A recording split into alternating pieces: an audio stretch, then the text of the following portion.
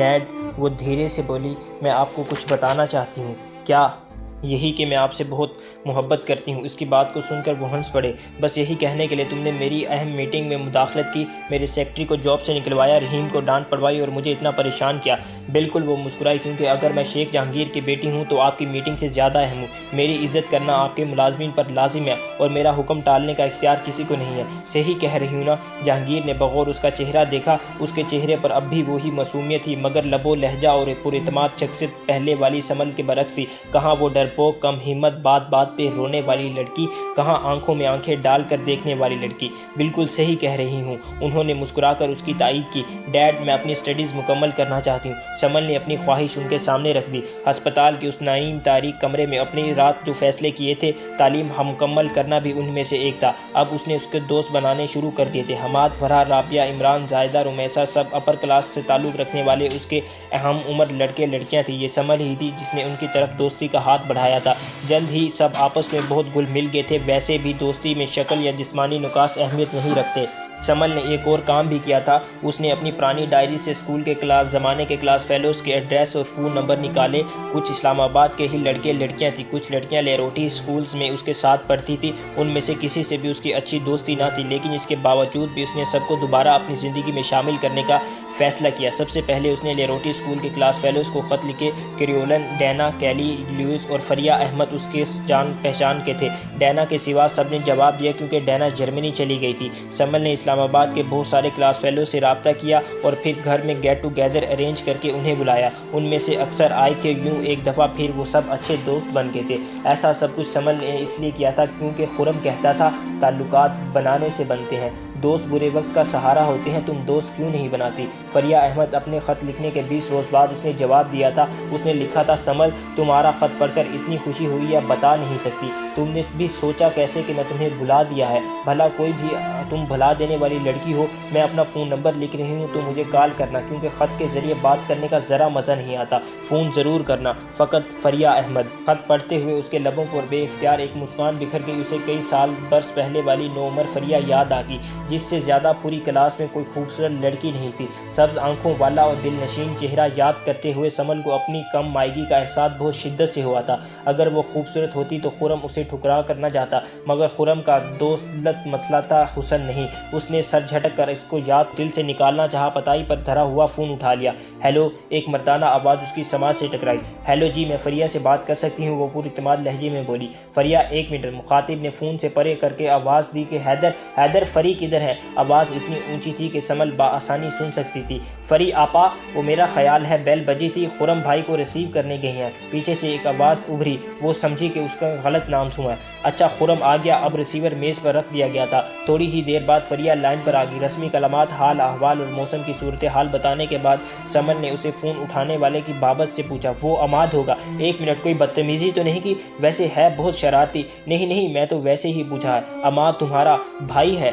اچھا، خیر، کیا کر رہی تھی؟ کچن میں تھی، مینگو بنا رہی تھی۔ کس کے لیے؟ پورے ٹبر کے لیے۔ فریہ ہنسی۔ تم ابھی بھی جوائنٹ فیملی سسٹم میں رہتی ہو؟ سمل کو یاد آیا کہ جب وہ بورڈنگ ہاؤس میں ہوتی تھی تو وہ اکثر اپنی فیملی کے قصے سناتی تھی۔ اس کے 2 چچا بیمہ اپنی فیملیز کے ان کے ساتھ رہتے تھے۔ ہاں، پیچھے کسی نے آواز آ رہی تھی۔ یہ صفوان ہے، میرا کزن، کوئی جوک سنا رہا ہے۔ کتنا مزہ آتا ہوگا، تم لوگ اکٹھے رہتے ہو۔ ایک میں ہوں، کوئی بھی بھائی نہیں ہے، کزن تو ہیں، بالکل بھی نہیں ہے۔ میرے پیرنٹس سنگل چائلڈ تھے۔ تمہیں اس لیے اچھا لگ رہا ہے کہ تم تنہا رہتی ہو۔ سچ پوچھو تو جوائنٹ فیملی سسٹم عذاب ہوتا ہے۔ فریہ دھیمی آواز میں بولی۔ کیوں؟ شور بہت کرتے ہیں تمہارے کزن، جیسے اس وقت کر رہے ہیں۔ سمل کو بیک گراؤنڈ میں ہونے والا شور واضح سنائی دے رہا تھا۔ نہیں، ویسے تو کچھ نہیں کرتے، مگر آج خرم آیا ہوا ہے نا۔ اس نے بامشکل ریسیور کو تھامے رکھا۔ ظاہر ہے کہ اس دنیا میں ہزاروں خرم ہوں گے۔ کون خرم؟ او یار، کیا بتاؤں، فریہ پرجوش لہجے میں بولی۔ دراصل ہمارے ہوٹل میں کام کرتا ہے، اتنا ہینڈسم ہے، کیا بتاؤں، بالکل مووی سٹار لگتا ہے۔ آج انکل نے ڈنر پر انوائٹ کیا ہے۔ ڈنر تمہارا 12 بجے ہوتا ہے؟ سمل نے شرارت سے 12 بجے گھڑی کی طرف دیکھا۔ نہیں، وہ یہاں تو صرف 8 بج رہے ہیں۔ او اچھا، ہمارے 12 ہو رہے ہیں، وہ کھلکھلا کر بولی۔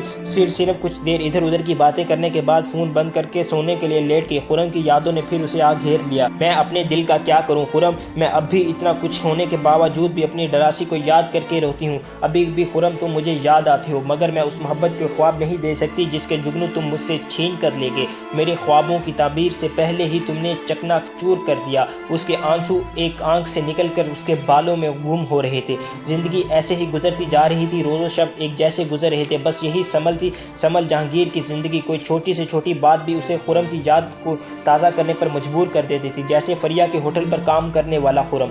فریہ اکثر اس کا ذکر کرتی، ہر دفعہ خرم کا نام سنتے ہی سمل کا دل ایک دم رک جاتا۔ کل خرم کے ہوٹل کا افتتاح ہے، ایک دن اس نے بتایا۔ اچھا، سمل نے جمائی روکی، اس کا خرم نامی شخص میں کوئی دلچسپی نہیں، بہت پیارا ہوٹل ہے اس کا۔ بہت سے نامور صحافی بھی مدعو ہے، دیکھنا کل لیڈز کے اخبارات بھرے ہوں گے اس کے ہوٹل کے ذکر سے۔ گڈ، میں نے تمہیں تصویریں بھیجوں گی۔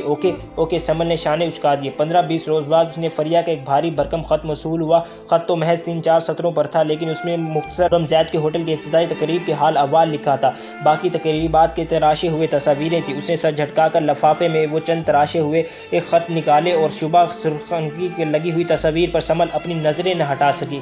وہ خرم زید تھا، اس کی خوشیوں کا قاتل، اس کے خواب توڑنے والا۔ تصویر میں اس کا کلوز اپ لیا گیا تھا، وہ تھوڑا سا بدل گیا تھا، اس کے بالوں کا کٹ بالکل مختلف ہو گیا تھا، وہ چہرہ پہلے سے کہیں زیادہ پتلا دکھائی دے رہا تھا۔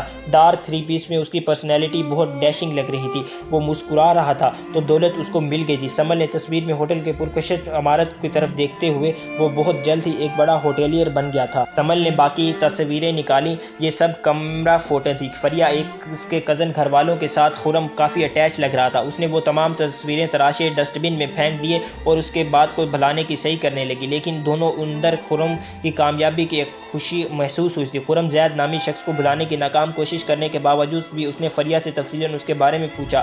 وہ فریہ کے والد چچاؤں کے ہوٹل میں کام کرتا تھا، ان کے گھر بہت آنا جانا تھا۔ صفوان فریہ کا کزن اور عماد وغیرہ اس کے سے بہت دوستی تھی۔ شروع میں فریہ کے والد چچا نے اس کو داماد بنانے کا سوچا، لیکن بعد میں انہوں نے اپنے ارادے ترک کر دیے۔ جب سمل نے اس سے پوچھا تو انہوں نے خرم کو داماد بنانا کیوں چاہا تو فریہ نہایت خوبصورتی سے بال ٹال گئی۔ سمل کو تجسس ہوا، مگر اس نے خریدنا مناسب نہ سمجھا۔ جن دنوں اس نے اپنی تعلیم مکمل کر کے یونیورسٹی کو خیر آباد کہا تھا، ان میں سے انہی دنوں فریہ کی شادی ہو گئی تھی۔ اس نے سمل کو بطور خاص انوائٹ کیا تھا، کیونکہ اسے بخوبی آگاہ تھی کہ وہاں خرم بھی ہوگا، اس لیے ممی کی طبیعت کا خراب بہانہ بنا کر ویسے بھی نہیں گئی۔ وہ ویسے بھی شیخ جہانگیر کے ساتھ کام کرنے میں خواہ تھی، کو جو کام مہنور نہیں کر سکتی تھی وہ سمل کر دینا چاہتی تھی۔ تم میرے ساتھ بزنس میں میرا ہاتھ بٹانا چاہتی ہو؟ وہ حیرت سے پوچھنے لگے۔ جی، وہ سہولت سے بولی۔ تم کرنا کیا چاہتی ہو؟ آپ ڈھیر سارے بزنس ہیں، میں کسی ایک کو۔ میری ایڈورٹائزنگ ایجنسی میں کام کرو گی؟ نہیں، میں اتنی کریٹو نہیں ہوں۔ اسے نفی میں سر ہلا دیا۔ کچھ اور بتائیں، آپ تو کہہ رہی تھیں کہ آپ کچھ بھی کر لیں گی۔ اچھا، کنسٹرکشن میں آ جاؤ۔ گو کہ اسے کنسٹرکشن کمپنی میں MDA بننے میں کوئی دلچسپی نہ تھی، مگر اس نے فوری طور پر بالکل ٹھیک کہا اور جاب جوائن کر لی۔ جہانگیر بلڈر ملک کے اعلیٰ درجے کی تعمیراتی کمپنیوں میں سے ایک تھی، لیکن اس کے MDA کی سیٹ سنبھالنے کے ایک روز بعد ہی اسے اندازہ ہو گیا تھا وہاں کوئی بھی اس کو شیخ جہانگیر کی بیٹی ہونے کے باوجود بھی اپنا باس ماننے کو تیار نہ تھا۔ ان کی نظروں میں ایک کم فہم لڑکی معمولی لڑکی تھی، جس کی قسمت نے اس کو حکمران بنا دیا تھا، ورنہ وہ لوگ تو عمر، عقل، تجربہ میں اسے کہیں آگے تھے۔ اس کو خود اپنی صلاحیتوں کو منوانا تھا، تب ہی لوگ اسے تسلیم کرتے۔ وہ پھر بھی اپنی لکڑی کی بیساکھیوں کے سہارے کسی بھی کنسٹرکشن سائٹ، کسی سیمینار، کسی 6 اسٹار ہوٹل میں ہونے والی بزنس کانفرنس میں بااعتماد طریقے سے شرکت کرتی تھی۔ اس کے آفس کے امپلائیز اب اس کی عزت کرتے تھے۔ خرم ایک دفعہ کہا تھا، انسان اپنی عزت خود کرواتا ہے۔ اب اس کے اس بات کا یقین آ گیا تھا۔ نہ جانے کیوں زندگی کے ہر مشکل گھڑی، ہر سہل لمحے میں وہ شخص اس کی یادوں کے دریچے کھول کر اس کی نگاہوں کے سامنے آ جاتا تھا۔ وہ جتنا اس کا ذکر اس کو سوچوں سے بھلانے کی کوشش کرتی، وہ اسے اتنا ہی یاد آتا تھا۔ اس کے ایک پروفیسر ایڈم بلیک ویل نے ایک دفعہ کہا تھا، ہم زندگی میں 2 لوگوں کو کبھی نہیں بھلا سکتے، ایک وہ جن کو ہم یاد رکھنا چاہتے ہیں، ایک وہ جن کو ہم بھلانا چاہتے ہیں۔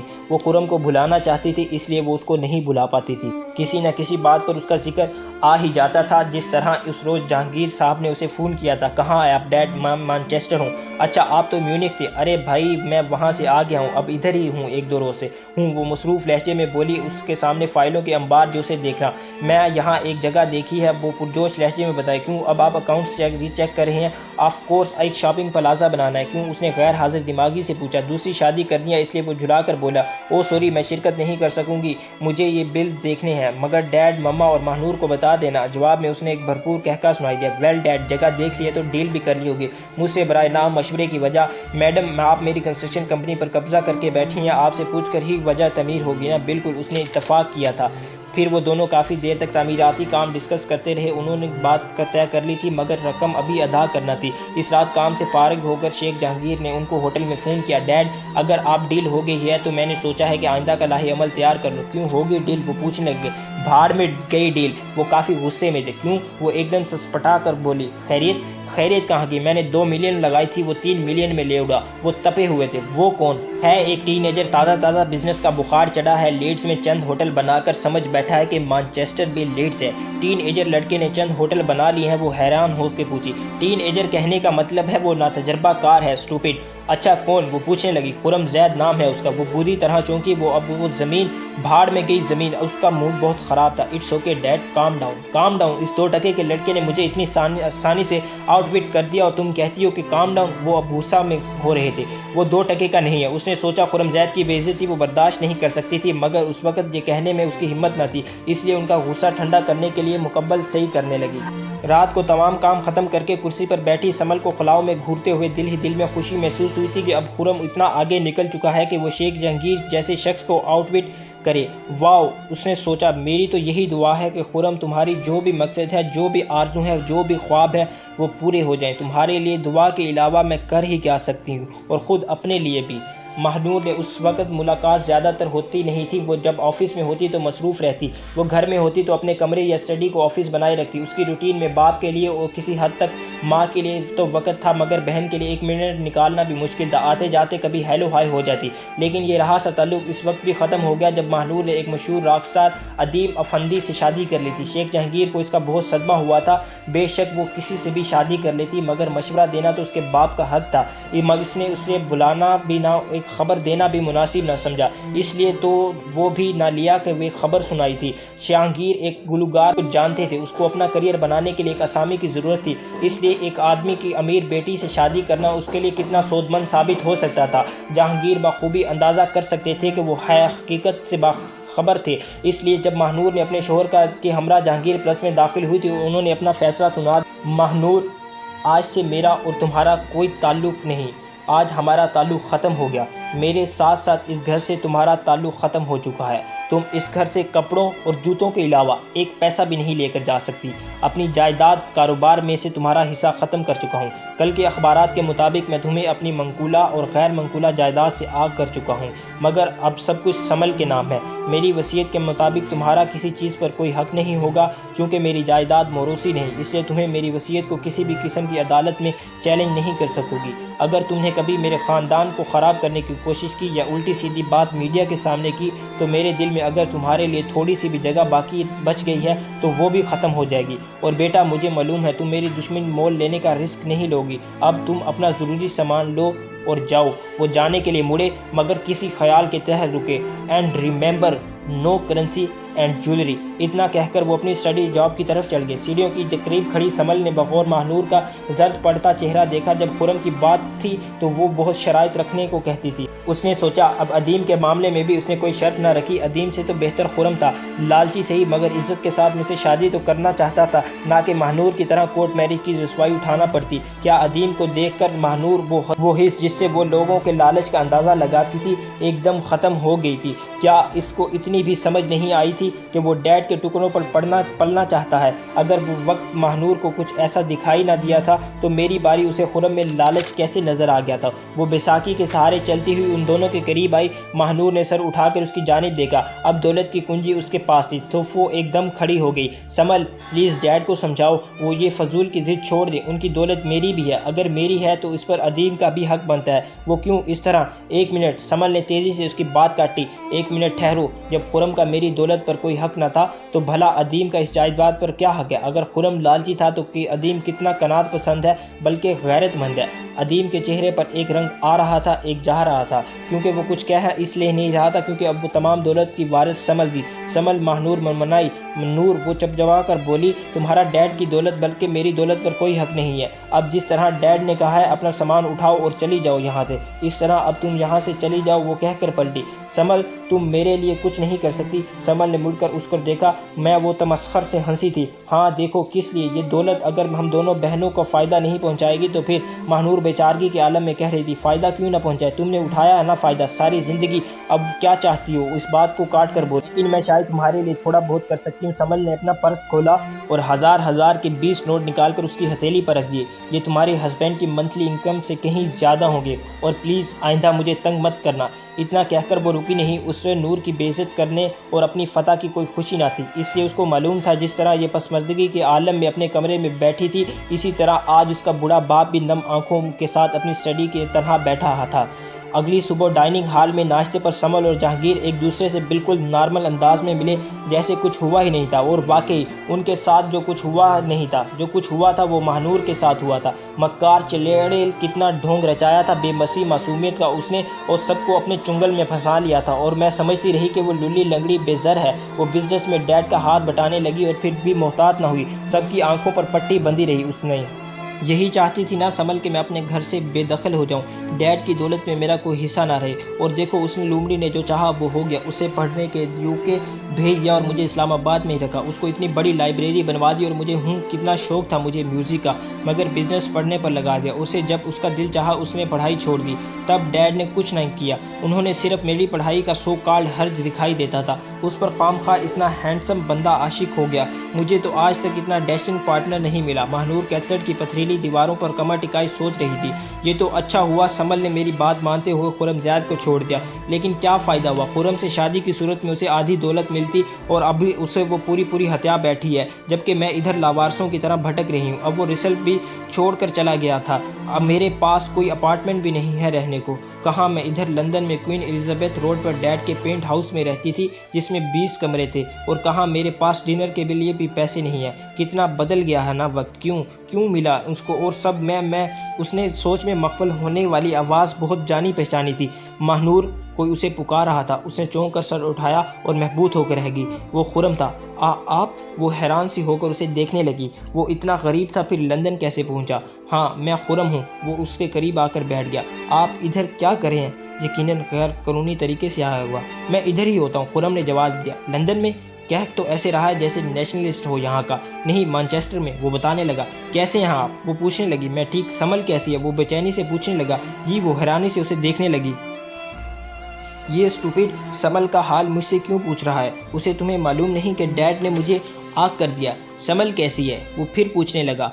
आप मुझसे पूछ रहे हैं कि समल कैसी है? उल्लू, मुझे क्या पता वो कैसी है। हाँ तुम उसकी बहन हो, इसके साथ रहती हो, तुम्ही से पूछूंगा। हैं? इसे नहीं मालूम कि उसके साथ नहीं रहती? मैं तो पिछले 7 महीने से उससे नहीं मिली, फिर ये क्यों मुझे ऐसे बिहेव कर रहा है? आपको कुछ नहीं पता? वो कैसे बताती कि आप जहांगीर ने उसे घर से निकाल दिया है? क्या नहीं पता? वो परेशान हो गया। यही कि मैं उनके साथ नहीं रहती। इडियट, आप समल के आखिरी बार कब मिले थे? अगर 7 माह से नहीं मिला तो फिर इसे कुछ नहीं पता होगा। जब उसने मुझे घर बुलाया था 17 मार्च से। वो बोला। ओह, उसने मुंह से बेइख्तियार निकला। तो क्या वाकई ही समल ने उसे छोड़ दिया था? कितनी इडियट है ना समल, इतने हैंडसम बंदे को छोड़ दिया। बेवकूफ़ ना हो दो। खैर इतनी बेवकूफ़ तो नहीं, डैडी की पूरी दौलत हटिया ली है। आप यानी आपको कुछ नहीं मालूम? वो बोली। नहीं नूर, प्लीज़ बताओ क्या हुआ समल को। वो एकदम घबरा गई। उसने इस बात पर हैरान रह गई कि जानी इसके ख्याल में समल को कुछ हुआ है। उसने जाने के बाद समल ने खुदकुशी की कोशिश की थी। एकदम नूर के जहन में एक ख्याल आया था। उसने नामहसूस तरीके से भी खुरम का जायज़ा लिया। अपने कपड़े तो अच्छे खासे थे, यकीनन बहुत महंगे होंगे।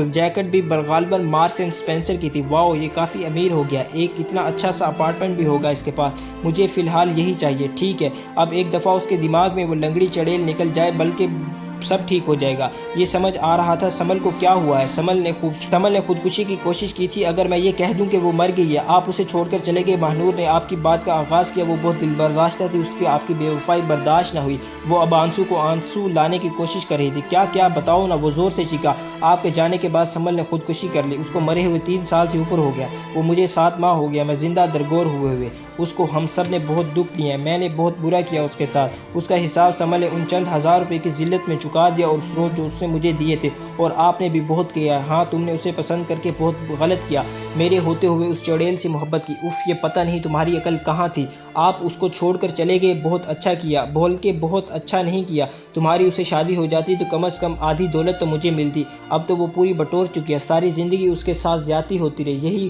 بات وہ بڑی معصومیت سے ڈیڈ سے کہتی ہوگی، تب بھی وہ پوری دولت پر سانپ بن کر بیٹھ گئی ہے، اور اب وہ کیا کرتی سوائے ہر چیز پر قبضہ کر لیا۔ ڈیڈ مما نے کسی کو اس کے بیٹا نہ سمجھا، شہزادہ سمجھا تھا، حالانکہ وہ اچھی بیٹی تھی ڈیڈ کے خیال میں۔ میاں ماہنور اب اپنے خیالات کو سوچ کر رونے لگی تھی۔ اس نے خرم کے چہرے پر زلزلے کے آثار دیکھے تھے، تھوڑا سا شاک ہو کر جلد ہی ریکور کر لیا گیا۔ پھر یہ میرا ہوگا، اس نے سوچا۔ تم یہاں کیا کر رہی ہو؟ کافی دیر کی چھائی ہوئی خاموشی کو خرم نے توڑا تھا۔ میں بہت ڈپریس تھی، اس لیے ادھر آ گئی۔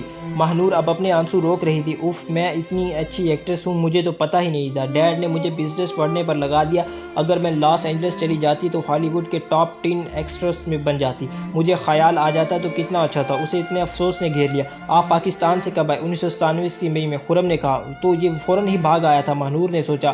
اس کے بعد واپس نہیں کہ نہیں، خرم نے آہستہ سے کہا۔ پھر باہر چلیں؟ ماہنور اٹھ کھڑی ہوئی۔ وہ اتنا کچھ کہنا چاہتی تھی، مگر فی الحال اسے دکھی ہیروئن کا رول ادا کرنا تھا، اس لیے پسماندگی کی شکل بنا کر اس کے ساتھ باہر آ گئی۔ ایک دم اسے لگا تھا کہ وہ پیچھے رہ گیا۔ ماہنور نے مڑ کر اس کی جانب دیکھا تو وہ بولا، میری بہن اندر ہے، تم جاؤ، میں بعد میں جاؤں گا۔ ماہنور نے اسبات میں سر ہلا دیا اور پارکنگ ایریا کی طرف بڑھ گئی۔ وہاں کھڑے ہوئے خرم کو انتظار کرنے لگی۔ اس سے کچھ دور ہی ایک ریڈ BMW کھڑی تھی، جس میں وہ شخص اس کو دروازہ آدھا کھلا کھڑا تھا۔ اس نے ماہنور کی طرف پوچھی، وہ موبائل پر کسی سے بات کر رہا تھا۔ ایک دم اس کی طرف مڑا تو ماہنور کو ایک جھٹکا سا لگا۔ وہ گیری تھا، گیری مک مین کوئن، وہ اوپن اوپرا پیانسٹ تھا۔ اس سے زبردست پیانسٹ پورے امریکہ میں کوئی نہیں تھا۔ اس کے ایک دفعہ جب ادیم کے ساتھ فارن ٹور پر گئی تھی تو اس کو لاس ویگس میں گیری سے ملا تھا۔ وہ اس وقت ادیم کی محبت میں اتنی گرفتار تھی کہ اس کی گیری کی نگاہوں میں اپنے لیے پسندیدگی دکھائی نہیں دی تھی۔ اس نے سنا تو وہ غیر شادی شدہ تھا۔ اس وقت بھی وہ اکیلا تھا۔ ماہنور نے ایک نظر اپنے پیچھے موجود لش گرین گھاس کے وسیع و عریض گراؤنڈ پر ڈالی جہاں خرم زید تھا۔ وہ شکل میں گیری سے لاکھ درجے اچھا تھا، مگر اس کو اندازہ تھا کہ وہ گیری مک کوئن بے تحاشا دولت کا مالک ہے۔ دوسرے خرم کو وہ پہلے بھی اتنا پسند نہیں تھی، اس لیے اب وہ اسے نہیں ملتا تھا۔ اس طرح وہ بالکل صحیح درست رہ جاتی تھی، جب گیری کے معاملے میں اسے زیادہ فائدہ نظر آ رہا تھا، کیونکہ وہ دیر کھڑی رہی تھی۔ بلا آخر اسے سوچتے ہوئے، اگر گیری نے اسے نہ پہچانا تو خرم کے لیے ٹرائی کرے گی، اور ریڈ BMW کی طرف بڑھ گئی۔ گیری مک کوئن اسے دیکھتے ہی پہچان لیا تھا۔ ڈیڈ، یہ ہوٹل کتنا زبردست ہے۔ فورک کی مدد سے میکرونی منہ میں رکھتے ہوئے بے اختیار اس نے شیخ جہانگیر سے پوچھا، پتہ تو کریں کس کا ہے؟ ایک پاکستانی بزنس مین ہے، انہوں نے اخبار پر نظریں ہٹائے بغیر کہا۔ سمل نے ذہن میں فوراً اس کا نام آیا۔ واؤ، مجھے نہیں پتا کہ پاکستان کے بھی دبئی میں ہوٹل ہوتے ہیں۔ وہ بظاہر لاپرواہی سے بولی، ویسے ہے کس کا؟ تمہاری ایک فرینڈ تھی نا فریا، تم نے اس ایک دفعہ بتایا تھا، اس کے ابو کا ہوٹل ہے، وہ لیڈز میں رہتے ہیں۔ سمل کے جذبات اوس پڑ گئے۔ کون سی فرینڈ سمل؟ مما کے پوچھنے پر اس نے ان کی طرف دیکھا۔ میری کلاس فیلو تھی، مما لیڈز میں رہتی ہے، اب تو شادی ہو گیا، آج کل فرانس میں ہوتی ہے۔ وہ بتانے لگی، دیکھو سمل، تمہارے ساتھ ہر لڑکی کی شادی ہو گئی ہے اور تم ایک خواہ خواہ اس بزنس کے بکھیروں میں الجھی ہوئی ہو۔ مما روایتی ماؤں کے انداز میں اسے مخاطب کیا، بس بہت ہو گیا، تمہارا باپ تو ہے پکا بزنس مین، اس کو تمہاری ذرا فکر نہیں، مگر تم سمجھدار ہو، اپنی زندگی کو یوں ان فضول کاموں میں مت الجھاؤ۔ سمل نے بچاؤ کے لیے باپ کی جانب دیکھا، مگر وہ ایک دفعہ بھی اخبار میں غرق ہو چکے تھے۔ مما پلیز، وہ سختی سے بولی، آپ کیوں میری شادی کی فکر کرتی ہیں؟ میں لنگڑی ہوں، میرا نہیں خیال کہ لنگڑی لڑکیوں سے کوئی بخوشی شادی پر رضامند ہوتا ہوگا۔ نہایت تلخی سے کہنے لگے۔ ان الفاظ پر بھی شیخ جہانگیر نے سر نہیں اٹھایا تھا، لیکن سمل، حقیقت یہ نہیں ہے کہ مما تیز لہجے میں بولی، حقیقت تو اس سے مختلف ہے۔ کیا مطلب؟ وہ اب حیران سی ہو کر ماں کا چہرہ دیکھنے لگی۔ کافی عرصہ پہلے ایک لڑکا تم میں انٹرسٹڈ تھا، حقیقت یہ ہے کہ تم نے اسے انکار کر دیا تھا۔ ان کی بات تو سمل اپنی جگہ ساکت ہو گئی، مگر شیخ جہانگیر یکدم چونک کے اترے۔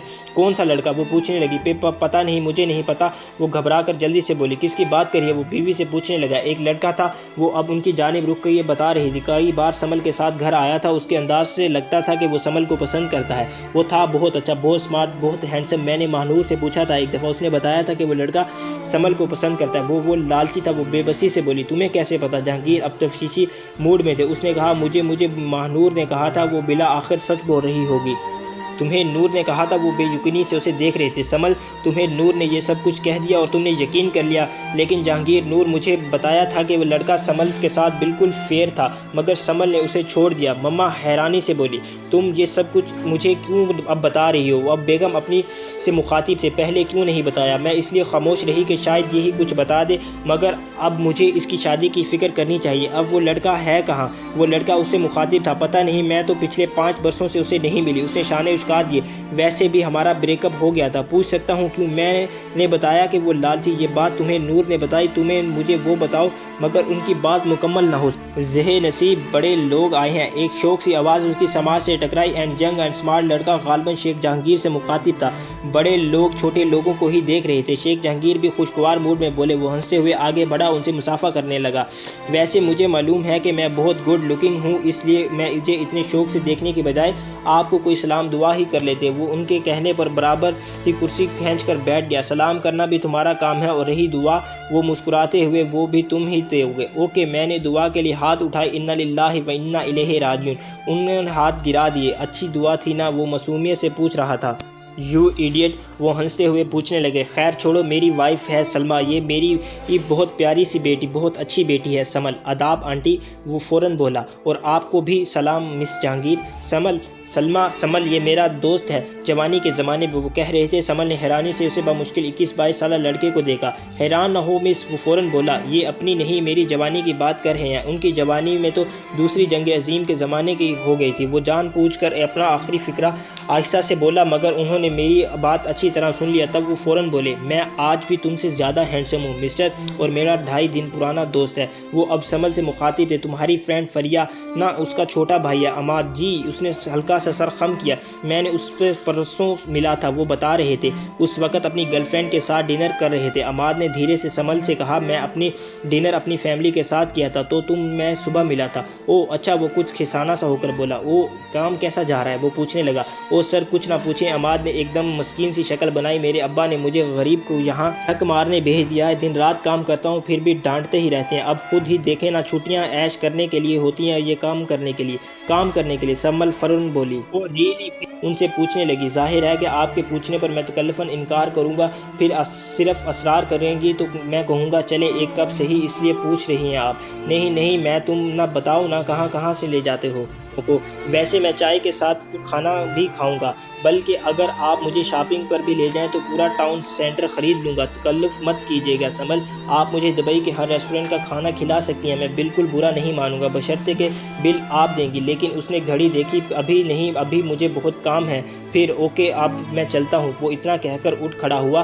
جاتے جاتے اس نے یہ کہہ کر کہ سمل نے اس کا موبائل نمبر لے لیا، اور میں تمہیں کال کروں گی۔ سمل اور شیخ جہانگیر اٹھ کھڑے ہوئے۔ سمل کا خیال تھا کہ وہ اس کی بیساکھی دیکھ کر حیران ہوگا، مگر عماد اس کے چہرے پر کوئی ایسا تاثر نہ دیکھا۔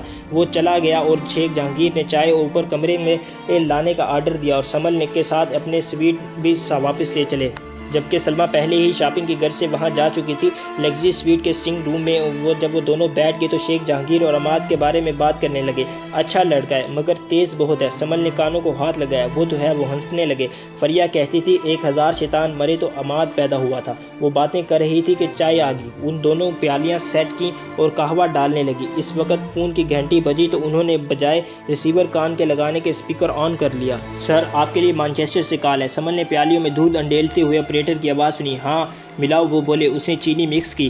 جہانگیر اسپیکنگ، وہ سلسلہ ملنے پر بولے۔ میں خرم بات کر رہا ہوں، اسپیکر میں آواز بھری۔ خرم زید۔ سمل کے ہاتھوں سے پیالی چھوٹی۔ شیخ جہانگیر نے حیرانی سے اس کی طرف دیکھا، مگر وہ اتنی ہی شاکنگ نگاہوں سے ان کو دیکھ رہی تھی۔ کون خرم زید؟ وہ شاید پہچان نہیں پائے تھے، مگر سمل نے اس کی آواز کو کیسے بھلا سکتی تھی؟ وہی خرم زید جس نے مانچسٹر میں ولیمز روڈ پر والی زمین ان کے ہاتھوں سے چھینی تھی۔ جہانگیر نے ان کی طرف دیکھ کر شانے اچکا دیے۔ ہوں پھر یہ مسٹر جہانگیر، میں بزنس میں رقابت ہے مگر دھوکہ نہیں۔ ادھر انہوں سے دانت پیس کر کہا گیا تھا، میں نے کسی کے ساتھ دھوکہ نہیں کیا۔ زید، تم وہ زمین چاہیے تھے، تم کو مل گئی، میں تو اس کی بات بھول بھی چکا ہوں۔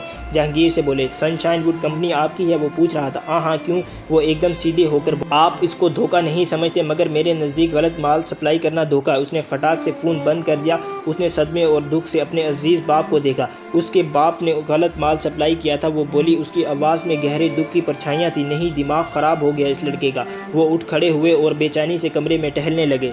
آپ نے کوئی دھوکہ کیا ہے اس کے ساتھ؟ وہ دھیرے سے بولی۔ نہیں، مجھے تو ابھی پتہ چلا ہے کہ ہم نے انہیں کوئی مال سپلائی کیا۔ ایک منٹ۔ انہوں نے اپنا موبائل نکالا اور کوئی نمبر بیچ میں ڈائل کر کے پھر وہ فون کان سے لگائے باہر نکل گئے۔ سمل کی ایک نگاہ ان کی ٹھنڈی ہوتی ہوئی پیالی پر پڑی اور ایک اپنے قدموں کے قریب گری ہوئی پیالی پر۔ پیالی بہت نازک تھی، اس لیے انتہائی نرم کلیم ہونے کے باوجود بھی ٹوٹ گئی۔ وہ بس اپنے جوتوں کو ہی دیکھتی رہی۔ تقریباً 5 برس سے اوپر ہو گیا تھا خرم کو دیکھے ہوئے، اس کی آواز سنے ہوئے۔ اب اسے اس کی آواز سننی تھی، بالکل ایسے جیسے وہ اس کے قریب ہو، بہت قریب۔ ٹاؤن سینٹر میں اس کے پرفیوم شاپ پر آدھا گھنٹہ موقف ماری کے بعد اپنا مطلوبہ پرفیوم ملا تھا۔ اس کو پیک کروا لیا۔ قیمت ادا کرنے کے لیے پرس میں ہاتھ ڈالا، مگر یہ اتفاق ہی تھا کہ اس کے اندر 6 درہم اور $3 کے علاوہ کچھ بھی نہیں تھا۔ اپنا کریڈٹ کارڈ وہ غالباً ہوٹل میں ہی چھوڑ آئی تھی، نہ ہی کچھ چیک بک اس وقت پاس تھی۔ اب پیمنٹ کیسے کروں؟ سمل بری طرح جھنجھلائی تھی۔ ڈیڈ نے اس کو فون کیا، میں ٹاؤن سینٹر میں ہوں، ایک پرابلم ہو گئی ہے۔ کیوں، کیا ہو گیا؟ میں نے پرس میں پیسے رکھنا بھول گئی ہوں، اب کہاں سے لوں؟ جتنے پیسے چاہیے واپس آ کر لے لو۔ ان کی آواز میں ایک دبا دبا سا جوش تھا۔ میں گاڑی بھیجوں یا؟ گاڑی ہے میرے پاس، ڈرائیور بھی ہے۔ اچھا ٹھیک ہے، پھر آپ یہ پرفیوم چھوڑ کر آ جاؤ۔ اس نے ہاں ایک نظر پرفیوم پر ڈالی۔ ہاں تم آ جاؤ، میں تمہیں کسی سے ملوانا ہے۔ کس سے؟ وہ چمبے سے بولی۔ ایک زبردست شخصیت میرے سامنے بیٹھی ہے، ہوگا کوئی آپ کا پرانا سنوکر فرینڈ۔ سمل نے منہ بنایا۔ نہیں نہیں بھائی، ایسی کوئی بات نہیں، وہ ہنستے ہوئے کہہ رہی تھی۔ اچھا پھر آ رہی ہوں۔ اوکے آل رائٹ، جلدی آ جاؤ۔ سمل نے سلسلہ منقطع کر کیا، سیلز مین کو مجبوری بتائی اور ایک نگاہ کاؤنٹر پر رکھے ہوئے پرفیوم پر ڈالی اور شاپ سے باہر نکل آئی۔ اس کو آتا دیکھ کر شوفر نے پھرتی سے گاڑی کا دروازہ کھولا۔ آفس میں داخل ہو کر وہ سیدھی ریسیپشنسٹ کی طرف بڑھی، تبھی ان سے کارنر میں لگے 3 ایلی ویٹر میں سے درمیان والے کا دروازہ کھلتے دیکھا۔ باہر آنے والے 4 افراد میں سے ایک کو دیکھ کر سمل جہانگیر سانس لینا ہی بھول گئی تھی۔ جان فلپس کے گہرے 3 پیس سوٹ اور ٹائی میں بہت متاثر کن شخصیت کا مالک ڈیشنگ سا آدمی خرم ہی تھا۔ اس نے بال موزوں سے پیچھے کر رکھے تھے، دائیں ہاتھ میں بریف کیس پکڑ رکھا تھا۔ وہ ناک کی سیدھ میں چلتا ہوا اس کے سامنے سے گزر کر باہر نکل گیا۔ اس کی عادت تھی کہ ناک کی سیدھ میں چلنے کی، پوری دنیا کو نظر انداز کر کے وہ سیدھا ہی چلتا تھا۔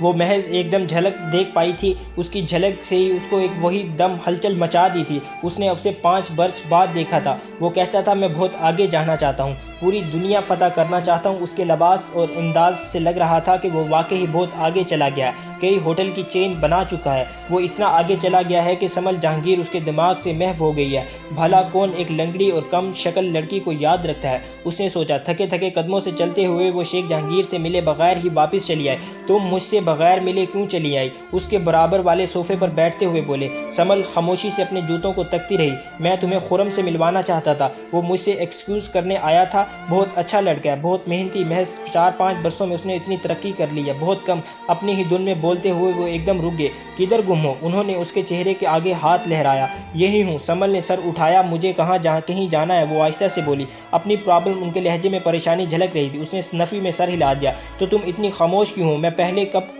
بہت بولتی ہوں۔ اس نے صوفے سے ٹیک لگائی۔ پھر بھی کوئی بات تو ہے، آپ کو ماہنور یاد نہیں آتی؟ انہوں نے حیران ہو کر اسے دیکھا۔ بتائیں نا ڈیڈ، آپ کو ماہنور یاد نہیں آتی؟ اس کا لہجہ نہ چاہتے ہوئے بھی تلخ ہو گیا۔ 2 برس ہو گئے اس کو گھر چھوڑے ہوئے۔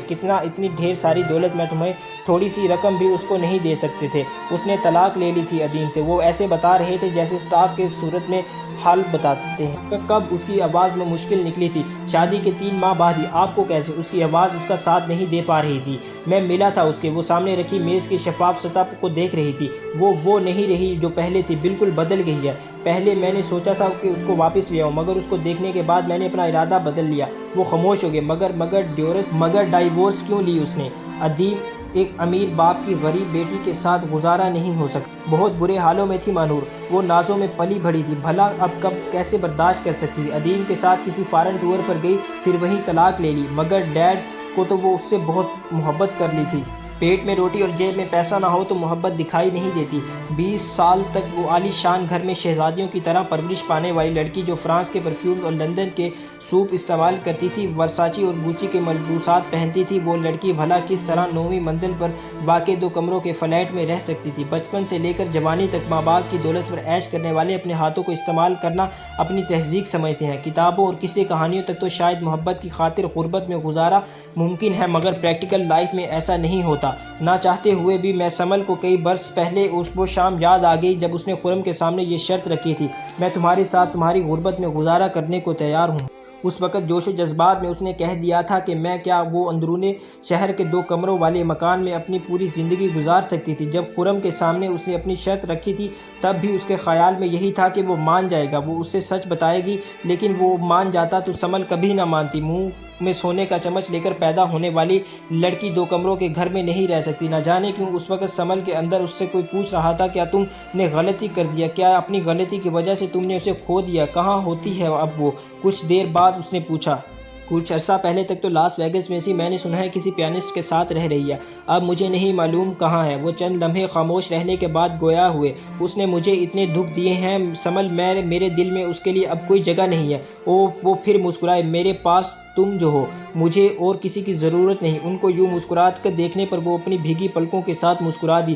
میرا موڈ نہیں ہے۔ ان کی اتنی منت سماجت کے جواب میں سمل کے پاس بس یہی 4 الفاظ تھے، نہ ہو مگر تم چلو۔ وہ بضد تھی، میرا موڈ نہیں ہے۔ وہاں عماد بھی ہوگا جو لاسٹ ایئر دبئی میں ملا تھا، یاد ہے نا، اسے ہی مل لینا۔ اس کو تو اتنی بھی زحمت نہیں کہ فون ہی کر لے، حالانکہ جاتے جاتے وقت نمبر لے گیا تھا۔ اور منہ بناتے ہوئے بولی، اسے خرم کے ہوٹل میں کوئی دلچسپی نہ تھی، وہ صرف یہ سوچ رہی تھی کہ وہ یہ جانتے بوجھتے بھی کہ شیخ جہانگیر کی بیٹی یا خرم نے کیسے اسے پوری فیملی سمیت انوائٹ کر لیا تھا۔ کیا وہ اس کا سامنا کر سکتا تھا، ہنس کر اس سے باتیں کر سکتا تھا؟ اس کی زندگی اس شخص سے اس نے چھین لی تھی، اس کا خواب چکنا چور کر دیے تھے، اس کے ارمانوں کا خون کر ڈالا تھا۔ کیا وہ اس کو اپنا ہوٹل، اپنی ترقی، اپنی دولت دکھا کر یہ ثابت کرنا چاہتا تھا کہ وہ سمل جہانگیر کو استعمال کیے بغیر بھی بہت کچھ ہے؟ وہ اس کو دولت کو سیڑھی بنا کر بغیر بھی بہت آگے پہنچ چکا ہے۔ فون کی گھنٹی اس کے خیالات میں مخل ہوئی، چون کر اس نے اپنے موبائل کی تلاش ادھر ادھر دوڑائی اور صوفے پر رکھے ہوئے اس قدرے فاصلے پر تھا۔ ہیلو مائی گریسفل لیڈی، ایک شوق سی آواز اس کے سماع سے ٹکرائی۔ کون بات کر رہا ہے؟ وہ پہچان نہیں پائی تھی۔ آدمی کو آئی اور مین بندے کو عماد کہتے ہیں۔ ارے آپ کو میرا خیال کیسے آ گیا؟ وہ کیا ہے میڈم، آپ کو اپنے فادر کو دیکھ کر خیال آیا؟ کچھ لوگ میرے فون کا انتظار کرتے ہوئے جاگ رہے ہوں گے، وہ اپنے محض شوق شریر لہجے میں بولا۔ میں سونے ہی لگی تھی، اس نے جلدی سے وضاحت پیش کی۔ آئیں کیوں نہیں؟ وہ پوچھ رہا تھا۔ کدھر؟ وہ جان بوجھ کر انجان بن گئی۔ خرم کے ہوٹل کے افتتاحی تقریب میں بھائی مبارک ہو، آئیں کیوں نہیں؟ وہ ٹہلنے کے والا ہرگز۔ عماد، میں ایک بزنس وومن ہوں، آج وہاں تو کل یہاں، 100 بکھیڑے ہوتے ہیں، اتنا کام آفس کا کہ کوئی بھی سنبھال نہیں پاتا۔ اپنے تئیں اس نے بہترین وضاحت دی۔ ذرا بھی کوآپریشن نہیں ہے باپ بیٹی میں۔ وہ ہنسا تھا۔ وہ کہہ رہی تھی کہ فرینڈ آ گئی تھی اس کی اور کم از کم ان سے پوچھ کر جھوٹ بولے تھے۔ وہ کیا کہتی؟ خاموش رہی۔ میں انتظار کر رہا تھا تمہارا۔ اچھا، مگر آپ تو میرا نمبر لے کر گئے تھے، فون ہی کرنے دیتے۔ وہ تنزن بولی، بھائی تمہارا نمبر مجھ سے مس پلیس ہو گیا تھا، ورنہ اتنی شاندار پرسنالٹی کو کون بھول سکتا ہے؟ وہ بشاشت سے بولی، تم پاکستان آؤ نہ کبھی۔ سمل نے دانستہ موضوع بدل دیا۔ دراصل میری اور ٹونی کی طرف سے شیری بلیئر اگلے مہینے پاکستان آ رہی ہیں۔ وہ بے اختیار ہنس پڑی۔ لو جی، اس کے ہنسنے میں کون سی بات ہے؟ وہ آئے تو اس سے پوچھ لینا، مجھ سے ریکویسٹ کی تھی اس نے ساتھ آنے کی، میں نے کہہ دیا تھا میرے پاس ٹائم نہیں ہے۔ بھائی ہاں بھائی، تم جیسے پرنس ولیمز ہو۔ ارے اس پرنس کو کون پوچھتا ہے کہ میں نے اسے بھی آگے کی چیز ہوں۔ وہ اکڑ کر بولا، کس نے کہا؟ سمل نے بستر پر لیٹتے ہوئے پوچھا۔ میرے باس نے، وہ فقریہ لہجے میں بولا۔ وہ کون ہے؟ سمل نے بمشکل ہی جمائی روکی اور آنکھوں دھیرے سے مول لی۔ خرم، وہ کون؟ بلکہ وہ تو یہ کہہ رہا تھا کہ عماد جیسا پورے UK میں کوئی نہیں ہے، یقین نہیں آتا پوچھ لو۔ اس کی بات پر ایک جھٹکے سے سمل نے آنکھیں کھول دیں۔ عماد چور میرے فون پر کسی کونے سے کھڑے ہوئے باتیں کر رہا تھا، بہت شوق لہجہ تھا خرم کا۔